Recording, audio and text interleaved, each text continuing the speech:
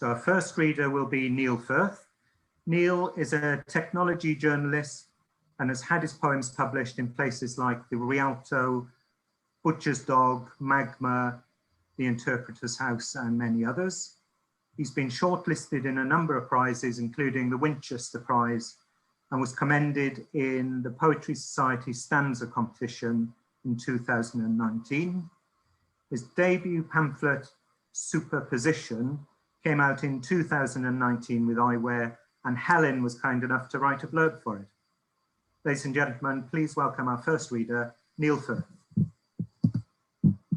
Hi, thanks, Paul. Thank you. Oh yes, I forgot I told you that. I was going to mention it's extra nice to be here because Helen wrote such a lovely blurb for my pamphlet that I've been dining off it for ever since.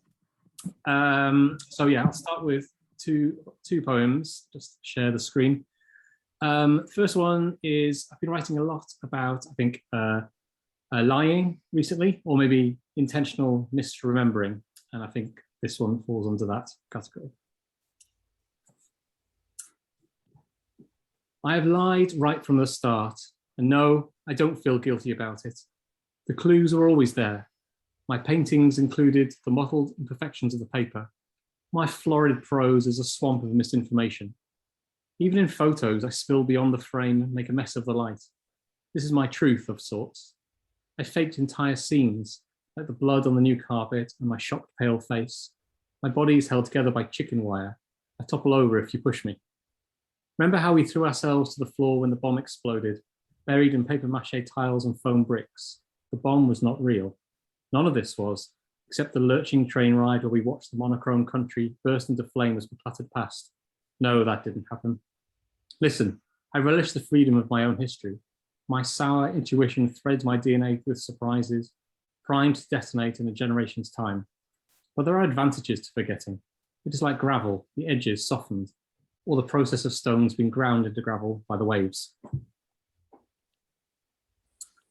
And the second one I'll do, I was on a poetry school course last year with Susanna Evans, which was so perfectly timed. It was about pre-apocalyptic poetry. And there were loads of fun prompts, and one of them, the beginnings of this poem came out of that, which was imagining doing a normal day-to-day thing, but in strange, new dystopian times. That's this one. Supermarket sweep. An hour later, and the light is lost, so we must be fast. Grab detergent, Cheetos, family pack of Cocoa Pops, batteries, sanitary towels, a newspaper, 2 weeks old, for fires. Torn by Natalie Imbruglia, modulated and lyricless, plays on in-store radio until the end of time. Annie hums the chorus as she sifts through rotting veg. We are recognized and lifted in our banality. Last time I rounded the tea aisle and met a fox. It spoke to me in holy words. We're the opposite of ghosts. We smell like stubbornness. That's real dirt under my fingernails as I peruse the tinned soups. Sam says go for calorie content, but I fall in prayer by the Nando sauces. This is the ache. We're not family, but our bond is the percussion of our feet. Thank you.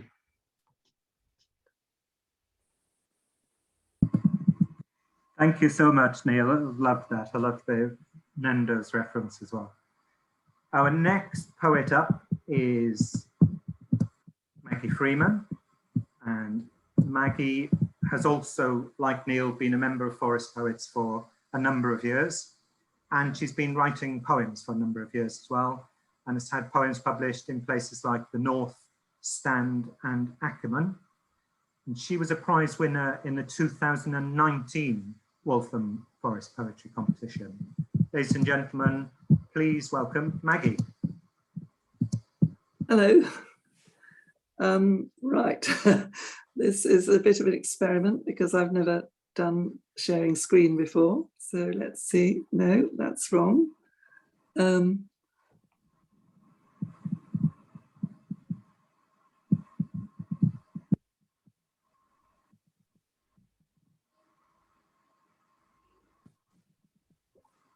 Right, good.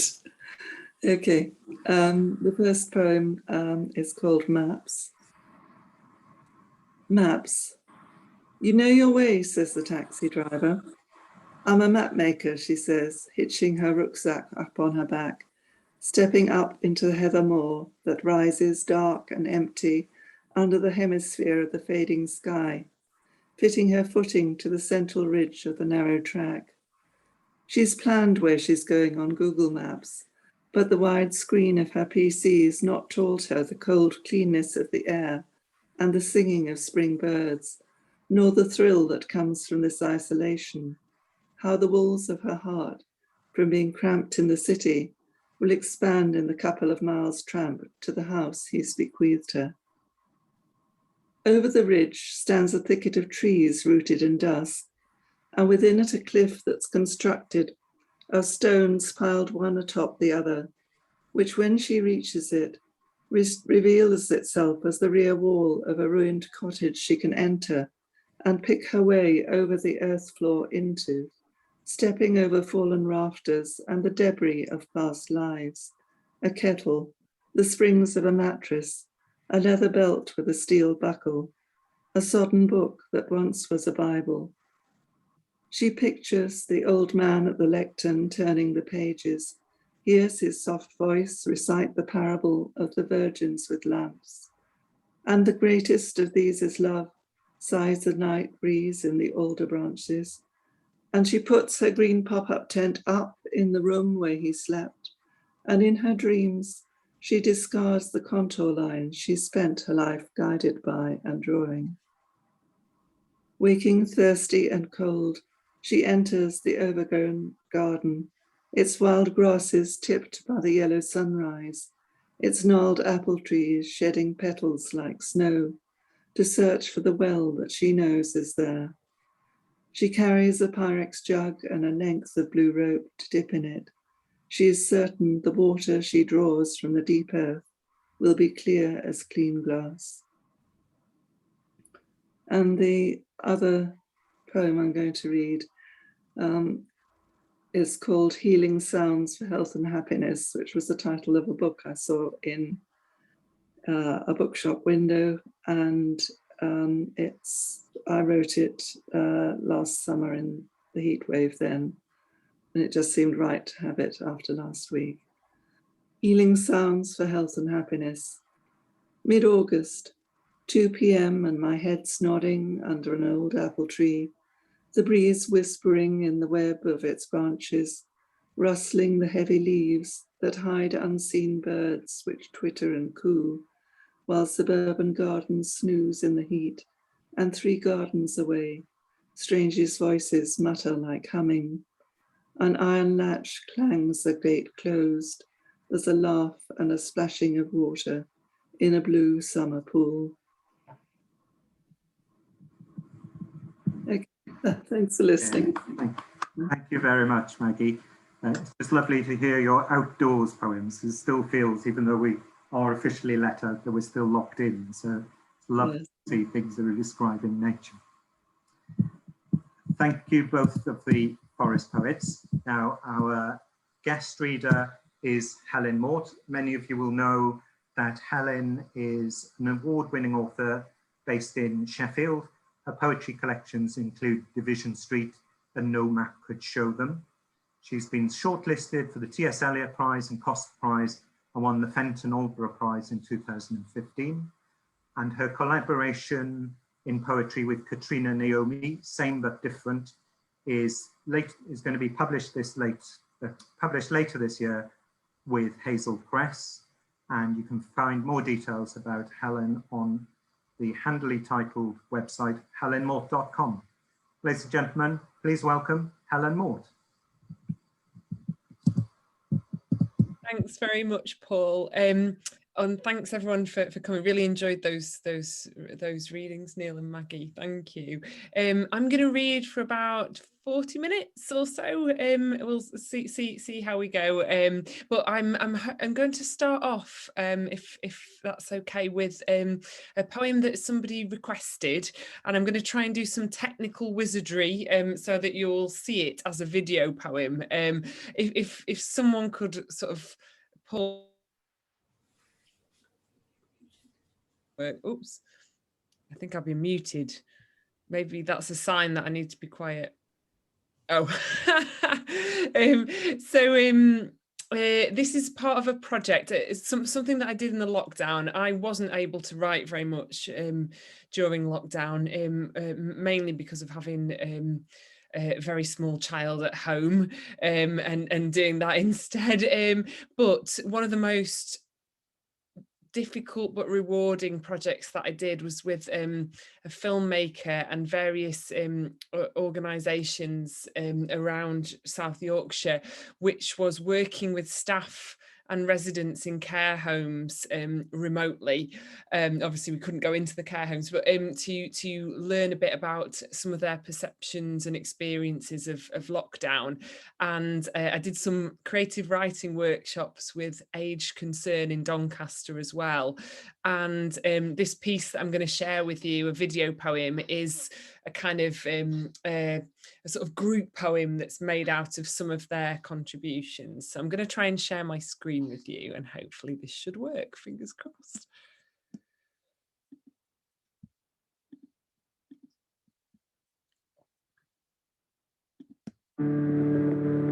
Utterance. Hi Autumn, thanks for your spectrum of flames, windfall apples, wet wool and damp dogs. The TV chunters, this year nothing's the same, but here are coats of every colour, remnants of spring, and if I could, I'd topple backwards into leaves and let them catch me. Are the leaves doing anything wrong when they gather in hollows? Gangs of leaves, new countries of leaves. Is the light doing anything wrong when it touches a tree's arm? In the street, we shout songs. Light is the great leveller. It makes everything bland. I pick up the telephone. I reach out my hand. People need people. Now we understand. I pick up my embroidery. I take out my photographs. I find a pen and write and write and write and write until I've drawn a shaky path back to the past. I want heat and history, not politics and rain. Want the two of us walking through mist together at last. Mist smells of damp sugar. Do clouds smell the same? These are questions that still matter. I'm thinking of conkers in vinegar, soaked until they're hard to smash. Trampled down nettles, bonfire toffee in my mouth, brittle as tasty glass. As kids, we sat round coal fires, made demons from the flames. Now we're seeing them and dreaming them again. Here is an officer searching a bouquet of flowers. Here is the bad news murdering the hour. Here is a message for those in power. Come and live with us, care for us, hour after hour after hour after hour after hour. Come and comfort the shift worker crying. Talk to the mum who couldn't hold her own mum's hand when she was dying. If only you'd already walked in our shoes, stood in our doorways and food bank queues. I want to say I am scared beyond reason. I want to say, carry on girl, and smile. I want to believe this is only a season, to thank the ones who went the extra mile, who moved the bins for me, left shopping at the door. I can make meals out of anything now, here in my room. I want to tell the dead, from Britain to the moon, we have not forgotten you. I sweep the floor, nothing less and nothing more. Outside, inside, autumn shows us what it is to die. But I walk into the unknown, I call it my friend. The trouble with autumn is, it never ends, it never ends. This never, this never, this ends.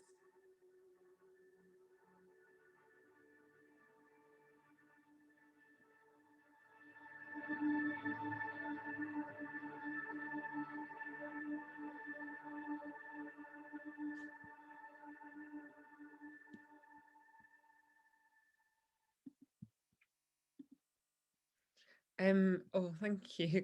And I should have of course mentioned that as you'll have seen at the end, that video was supported by Off the Shelf Festival in Sheffield, which is a literature festival, and James Lockey is the artist who made the video.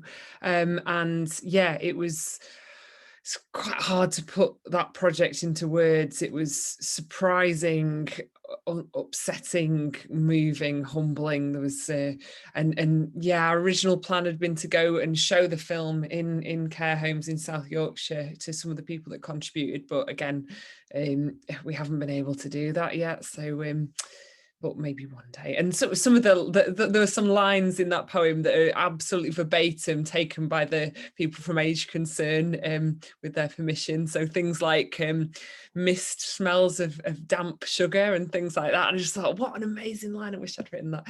Anyhow, that video is available online as well if you want to watch it again. I can put a link in the chat later. So I'm going to read some old and new work. I'm going to share some stuff with you on a screen share, as everyone else has done, so you can follow along if you want. And I've probably brought more than we've got time for, so I might skip a few things as well. So I'm just going to share my screen again. Oops, sorry. I knew I'd have managed to do something wrong. Hang on a minute. Sorry about this. There we go. Oops. Can you now see some poems instead? Excellent, thank you. I'm going to start with something older, which sort of seemed to me to follow on quite naturally from the utterance piece, because it sort of deals with the idea of being held. And this is for John Glenday, who requested this. I think. Thank you, John. I'm so honoured that you're here. I admire your work a huge amount. So yeah, thanks for requesting this one. Lytton Mill. Hold me, you said, the way a glove is held by water. Black, fingerless, we'd watched it clutch a path across the pond, never sure if it was water or wool that clung fast. The mills are plush apartments now, flanked by stiff-backed chimneys, and you ache for living voices, the clank and jostle of machinery, for something to move in this glassy pool, where once you were the water wheel, I the dull silver it must catch and release, as if it can't be held.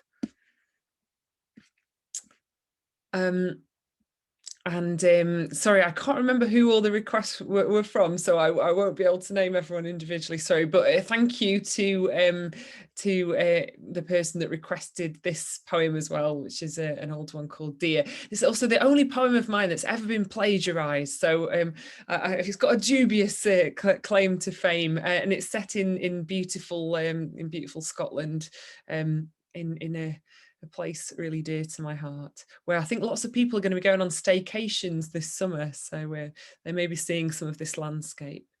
Deer.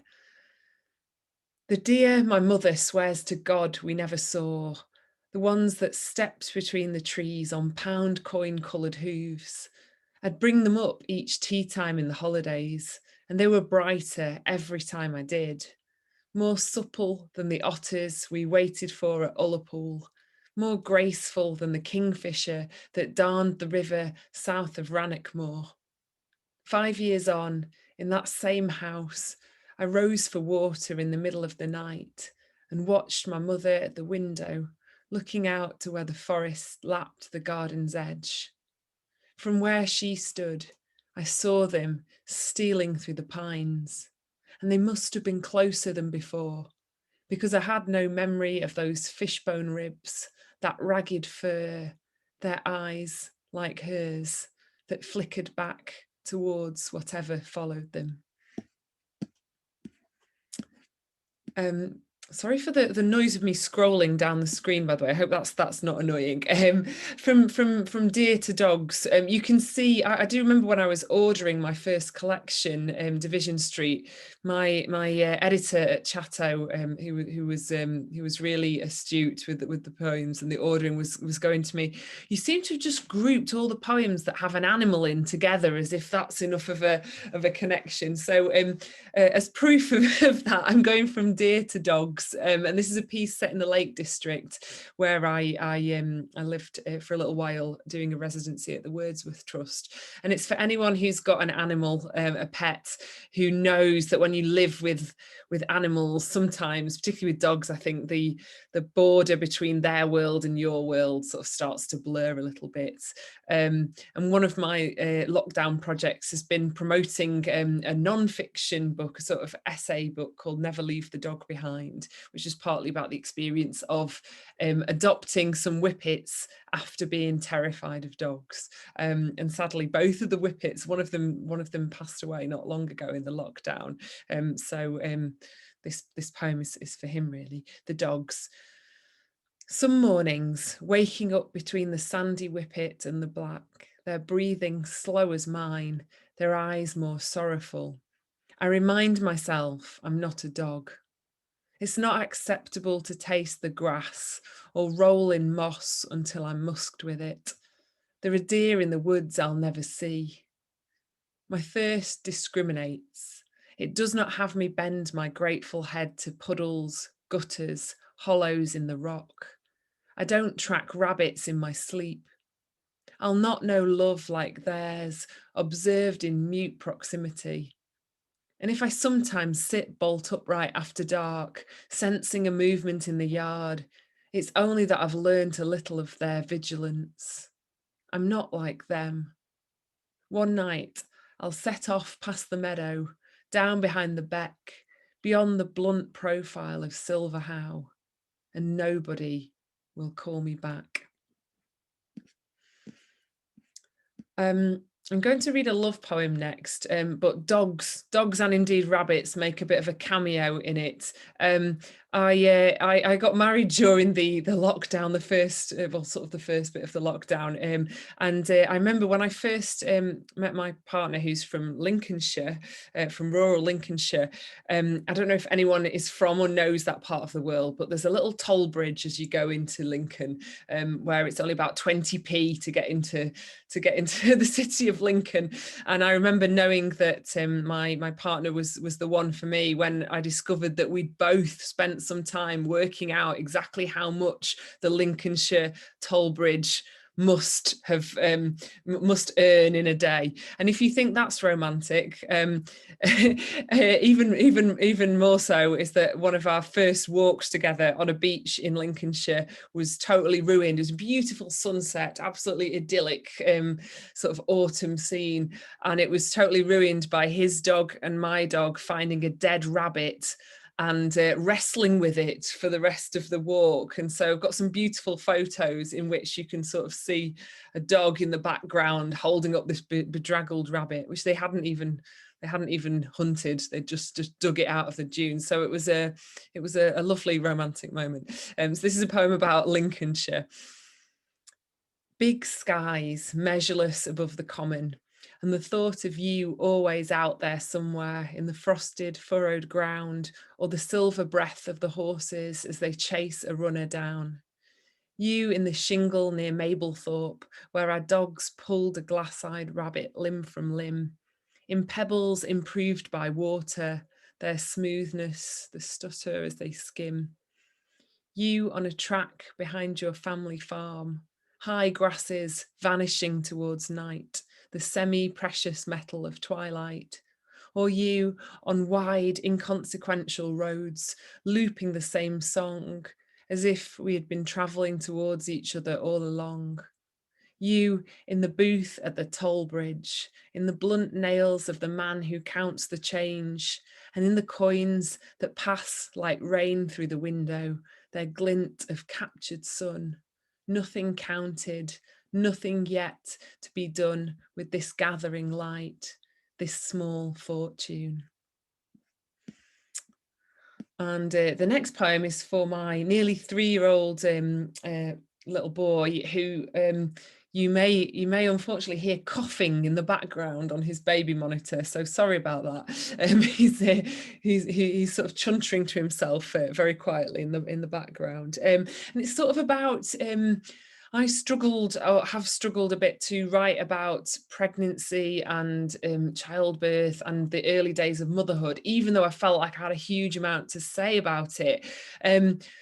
Just out of this sense of there having been other people having done it so much better, and then having been so many brilliant collections recently that I've found really inspiring, like particularly Fiona Benson's work and Liz Berry, who I hugely admire, The Republic of Motherhood especially, that just was so inventive and articulate about, and many other authors that I could name. So it's kind of like, well, oh, maybe it's all been done before. And then I thought, well, actually, that doesn't really stop anyone from writing about love or death, does it? And this is a universal kind of not a universal experience, but it's a kind of quite a big experience. So why not at least try?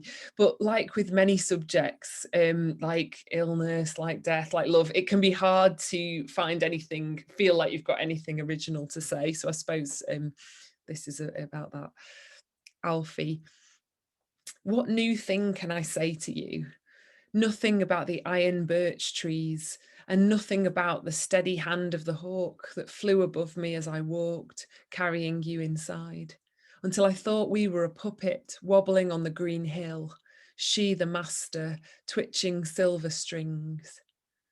Nothing about the tremor of my belly at night when you kick or grasp, the lightness of your new bones, the growing ache of you. I can say something about your father who you hear and never see. Say, for instance, that his shoulders are bracken and warm sand, that his eyes are his father's, that I cut his hair close in the red kitchen, touching his ears lightly. But my language is tired, so I give you the silence of an open door, or speak to you like something I heard once in the pattern of night rain and never learned how to repeat. This piece is a poem about those early sort of months, and it's set in Derbyshire, really close to where I live. I know loads of people have been saying that one of the things about lockdown, the early lockdown, when things really were quiet, was seeing wildlife that you might not otherwise have seen, and being more aware of it. And this was kind of a ghostly encounter. Barn owl.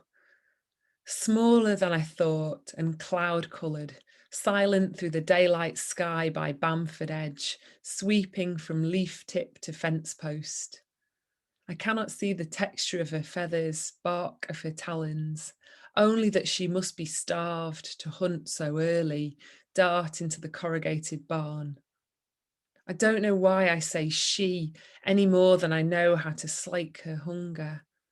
Soon, my son cries from the car like a baby bird, and my breasts prickle and milk comes ghostly barn owl pale. He is dressed in down, nested in his blue coat. I feed him hunched in the driver's seat. The owl rests far in the landscape of her want. The news reports a 3-year-old from New York State has just been saved from weeks lost in the woods. He told his mother how a winged creature watched over him by night, built him a rustling bed of leaves. Truth is a milky thing, a thinness through the trees. I cannot follow it because I hold my son. I only hope this world will feed him.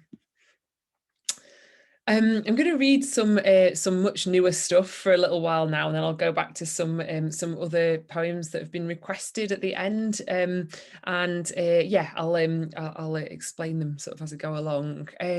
I've got a third collection which is coming out next year with Chatto, and I don't mind admitting that I've really struggled with it and finding what I wanted to say and how to say it, and it's gone through various sort of incarnations and thematic dramatic attempts. And yeah, I just wanted to embarrass possibly and thank Alan Buckley, who's here in the audience this evening, who is one of the writers who I admire the most and who helps me with my poetry, not just in terms of editing things, but in keeping me going and sort of sustaining me and helping me to continue to believe in them. And I was really stuck with this book. And then Alan was visiting a while ago, and we had a writing day, and I suddenly wrote all these poems that I'd been wanting to write for ages.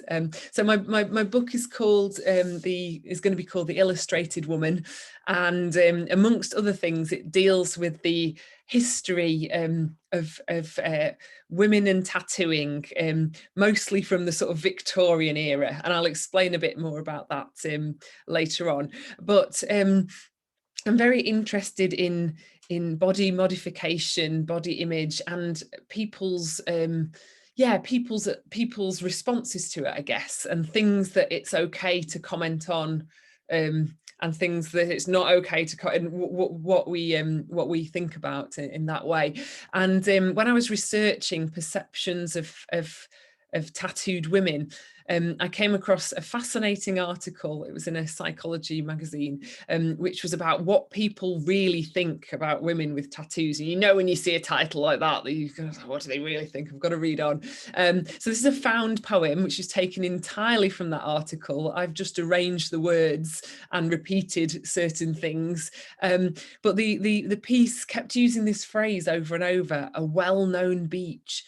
And I was fascinated by this idea of the well-known beach and where it might be. And I still don't know, but this is the poem that arose from it.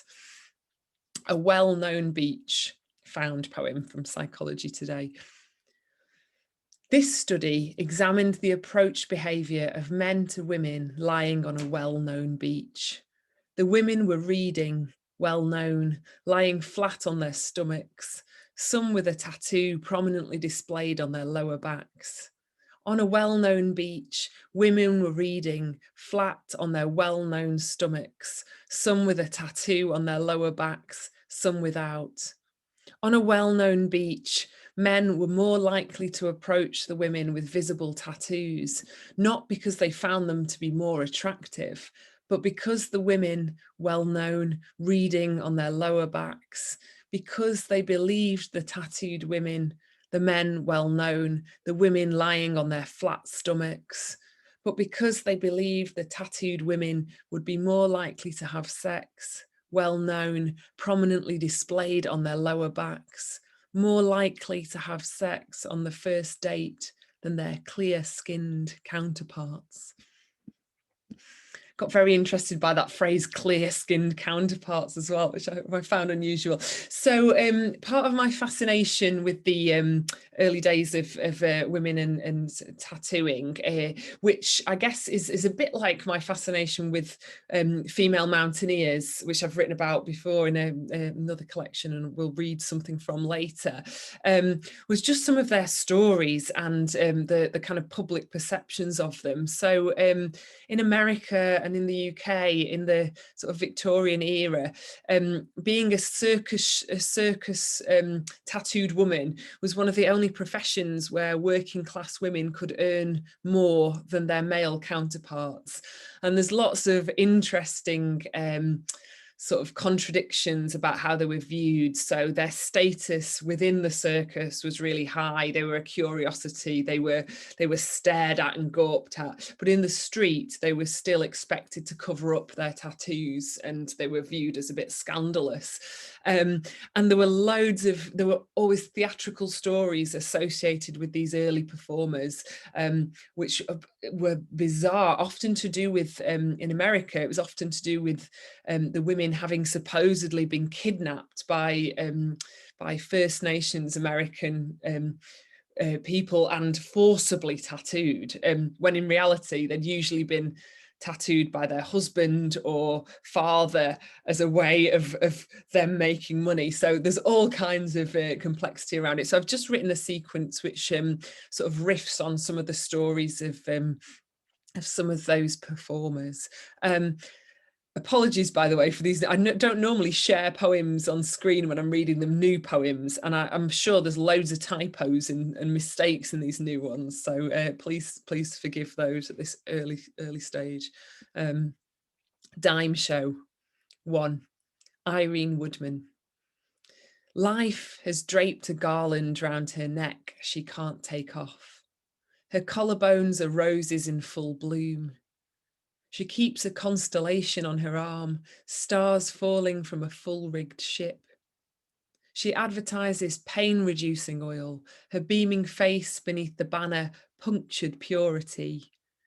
They call her Miss to make her body more respectable. Irene was tattooed by her father.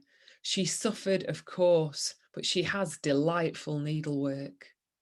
Outside the high top, the ringmaster won't meet her stare. Each night, when she twirls onto the stage, they pretend it's her first time.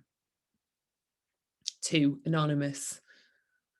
We don't know her name, but we know her ample salary, that she wore a red bikini, that they called her Freak, and that she let them drink their fill of her so that she could eat. 3. Nora Hildebrandt.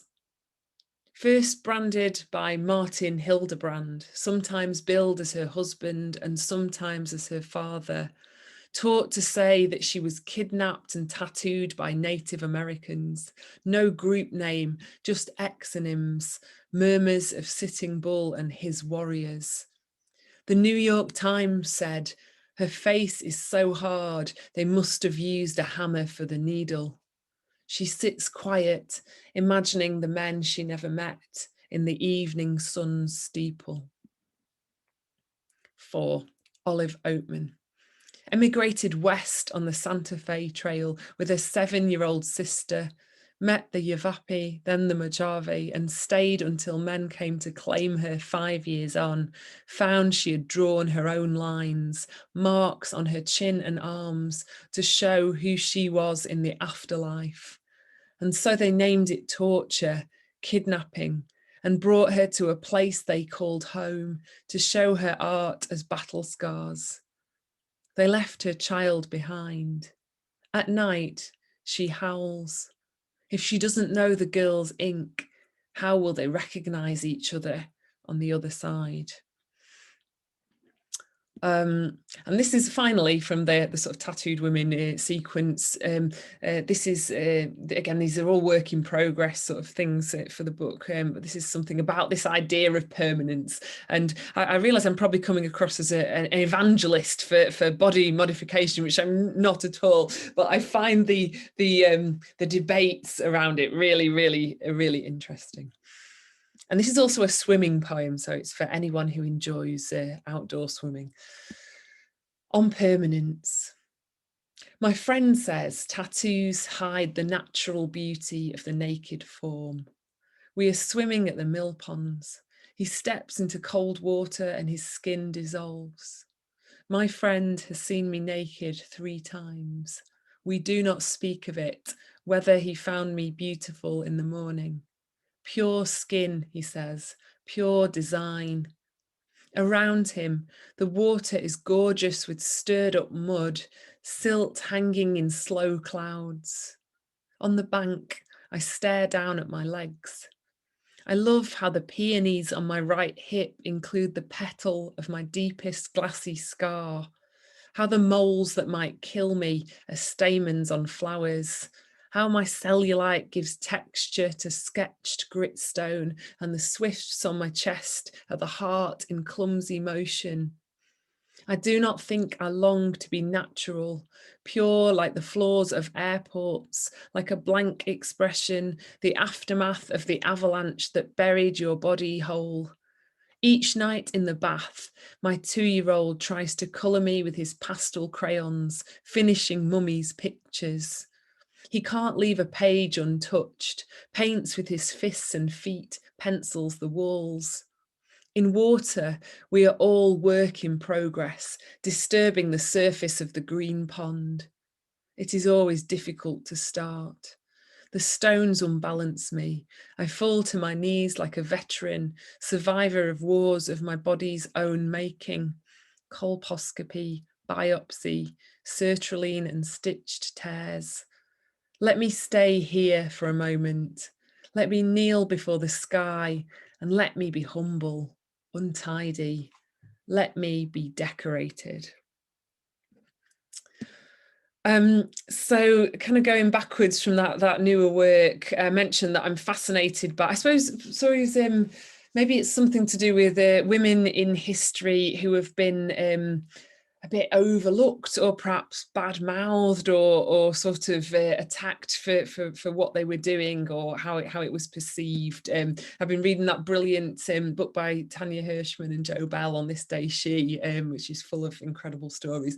So this is a poem about the early days of women's mountaineering in the sort of early 1900s when you would go up a mountain wearing a crinoline skirt, which I have done as a replica, and it's hard enough to get through a door or sit on a chair, never mind climb a mountain. And in those days, they would say that a route passed through 3 phases. First, it was the most difficult route in the Alps. Then it was a moderate day out. And finally, it was an easy day for a lady. And that's when you didn't need to bother with it anymore. So the poem begins with this quote from Etienne Brule, who said in 1929, speaking about a particular climb, "The Grepon has disappeared. Of course, there is still some rock standing there, but as a climb, it no longer exists. Now that it has been done by 2 women alone, no self-respecting man can undertake it." I warned you about my typos, but actually this one, I pasted this from The Guardian because it was printed in The Guardian, so that's actually their typo. Anyhow, an easy day for a lady. When we climb alone on corde feminine, we are magicians of the Alps. We make the routes we follow disappear. Turn round to see the swooping absence of the face, the undone glaciers, crevasses closing in on themselves like flowers at night. We're reeling in the sky. The forest curls into a fist. The lake is no more permanent than frost. Where you made ways, we will unmake. Give back the silence at the dawn of things. Beneath your feet, the ground retracts its hand. And I've been thinking a lot again about women in climbing this year, because the other book that I'm sort of working on, which is also coming out next year, is a sort of memoir about mothers and mountains, a part biography as well, which deals with the life and death of Alison Hargreaves and her son. So that's a kind of prose project. I'm getting towards the end of my reading now. So there's sort of one sequence and then a couple of smaller poems. And yeah, I think these are all requests, so thanks very much to those who requested them.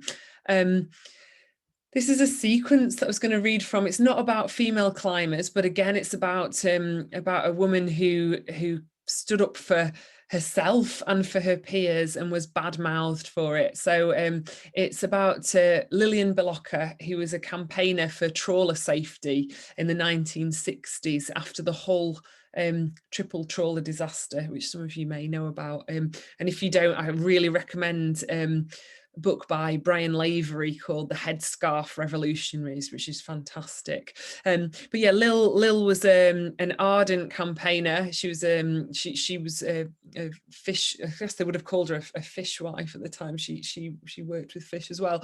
And she went and spoke to the Prime Minister. She succeeded in getting a lot of the laws changed. But in the papers, all they seemed to talk about was her accent, her loudness, and her weight.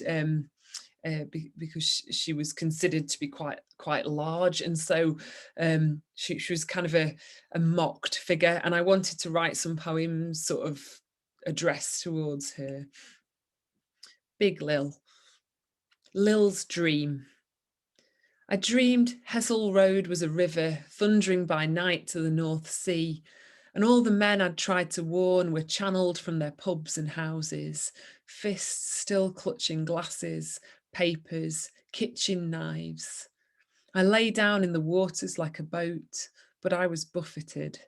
I zigzagged after them, face down, my body bloated in the stream. I could still see and knew the shoals beneath weren't fish, but scraps of hulls and decks, dead radios. The riverbed was lined with messages, scribbled goodbyes to everything we'd not yet lost, to all we could not carry, would not need, where water planned on taking us. This is what the papers said, which attempts to send up some of the wrong focus of the media. We'll fight for our lads, said 17-stone Lil, proud on the docks like a 17-stone anchor. Each ship needs a working radio, said the fishwife, raising herself to her full height and full 17 stone. Lil is meeting Harold Wilson next week, and at 17 stone, she's bound to make an impact.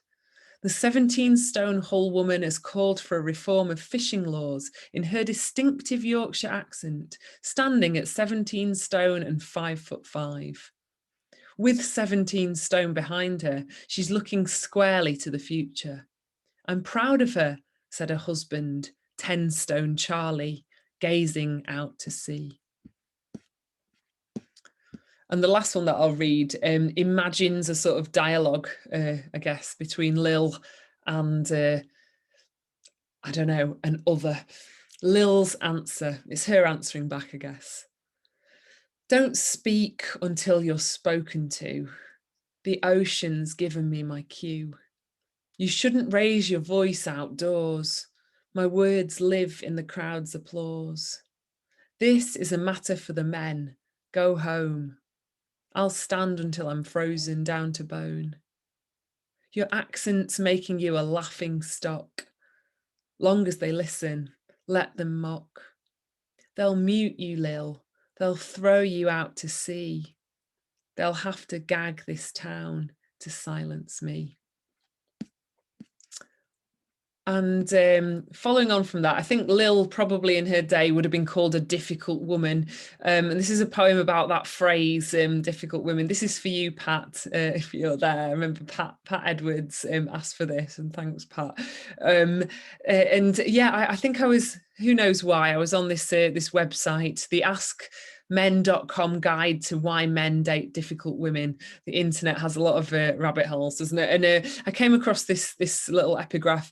God knows there are difficult women out there, women who are at times shallow, bitchy, selfish, dishonest, and of course, crazy.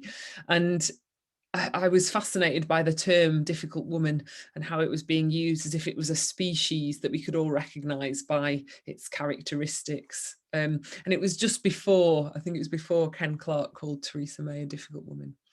Difficult. Difficult women don't care what time it is. They're crowding the bus stop with their difficult bodies, refusing to budge for the light. Or in the parks, dragging their difficulty behind them like a fat dog. Some of them are running, cycling, or worse, driving cars. If a difficult woman hits you at 30 miles per hour, you have a 50% chance of survival. At home, difficult women are more like walls than windows, but if you lean on one, you fall straight through, and sometimes at night they show your face. Difficult women don't know they're born. Difficult women don't know the meaning of the word. There could be one folded into your newspaper, holding her breasts like oranges. There might be one carrying your coffee or moving to your road. In London, it's said you're never more than 6 feet from a difficult woman. Have you or a colleague had a difficult woman in the last 6 months? If so, you may be entitled to compensation. Do you have difficulty with our questions? Are you afraid you may be difficult yourself?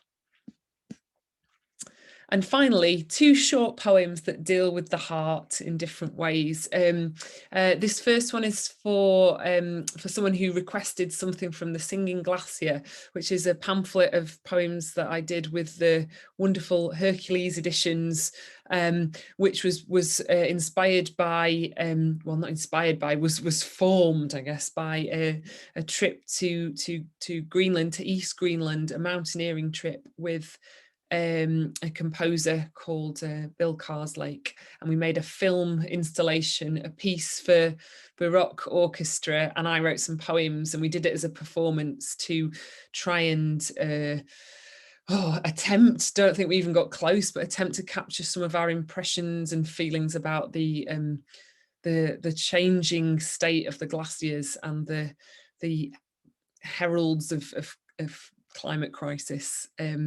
Yeah, it kind of, we definitely intended it to be a complicated, changing, immersive sort of live piece.